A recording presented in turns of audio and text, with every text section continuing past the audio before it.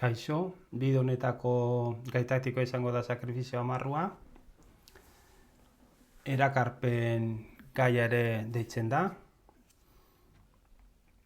Eta azalpena emateko bigarren adibidea erabiliko dut, argiago ikusten delako. Orduan, nik posizio honetan ikusten dudana da, erregina ona erakartzen badut, edo lortzen badut hor jartea, zaldia horra mugituta, eraso bikoitz bat egongo dala. Eta erregea erakartzen badut, zaldia ona mugituta, eraso bikoitz bat egongo dela, deze laukian. Orduan, zuriek ze baliabide edo ze aukera dute bi pisa horietako bat F7 laukira erakartzeko? Da, peoia aurreratzea, ez ba?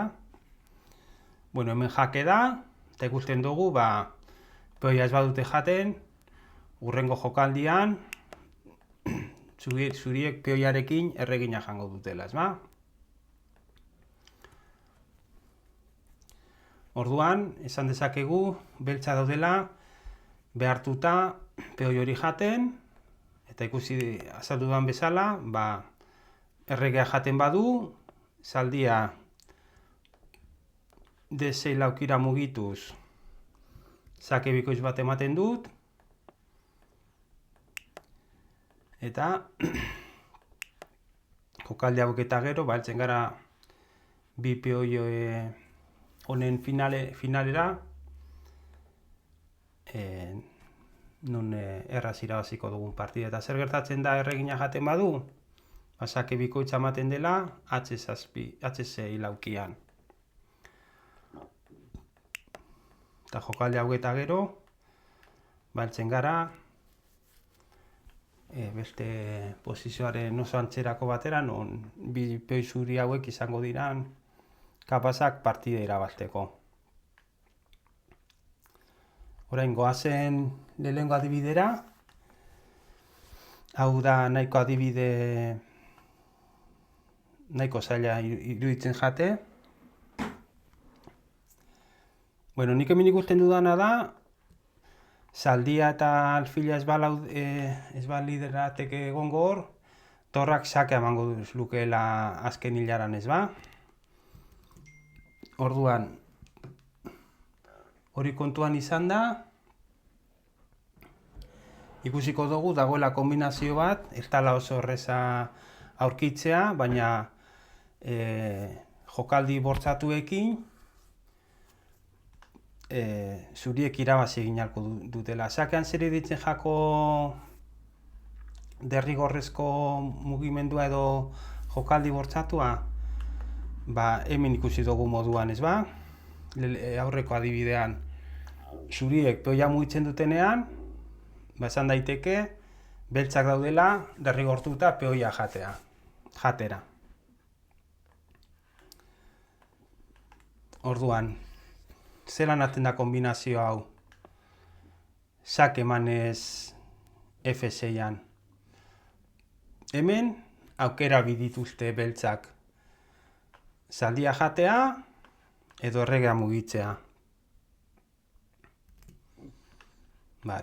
Erregea mugituta, ikusi behar dugu, erreginak azken hilaran sake ematen duela. Eta hori zergatik gertatu da? Erregeak itxi duelako lauki hau kontrolatzeari. Itxi diolako lauki hori kontrolatzeari. Orduan, esan dezakegu, hemen jokaldi bortzatua dela, zaldia jatea, ez ba? Eta ikusi zer gertatzen den orain. Sake ematen dute F8an erreginarekin, zertarako, ni nahi duelako erakarri, errege beltza lauki horretara. Hemen aukera bakarra, beltzek dutena da, erregina jate. Eta orduan zer gertatzen da?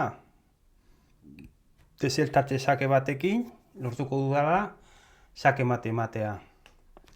sak ematen dut H6an, zutabe hau bateko dorra kontrolatzen duenez errega ezin da zutaberantza joan, beraz, duen aukera da G8ra joatea. Eta zer lortzen du H6ko alfilak? Erregeari gorantza egotea ez dio gusten. Orduan, orain dorraren bidea libratu dugu, beraz, sak eman dezakegu azken hilaran. Orduan, gogoratu. Sak ematen genuen hemen, erregina horra mugitzen badugu, sak emango du erregina zuriak F8an, beraz, jan egin behar dute.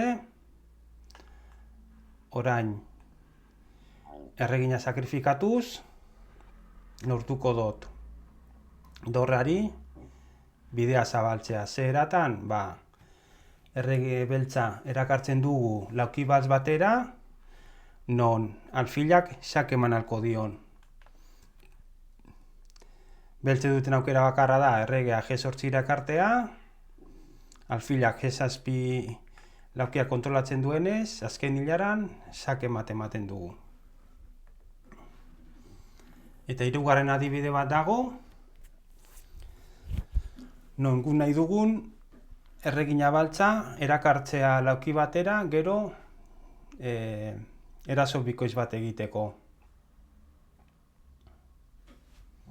Aber kapazagaren aurkitzeko, zaldiarekin izango da, alfilarekin izango da, sakrifizio amarroa izango da alfilarekin. Zer gertatzen da alfila ora erraman da? Erregina beltzak ez badu alfila jaten, hurrengo jokaldian, gu jango dugula ez ba. Orduan badirudi aukera bakarra dala alfila jatea, baina orduan zer gertatzen da?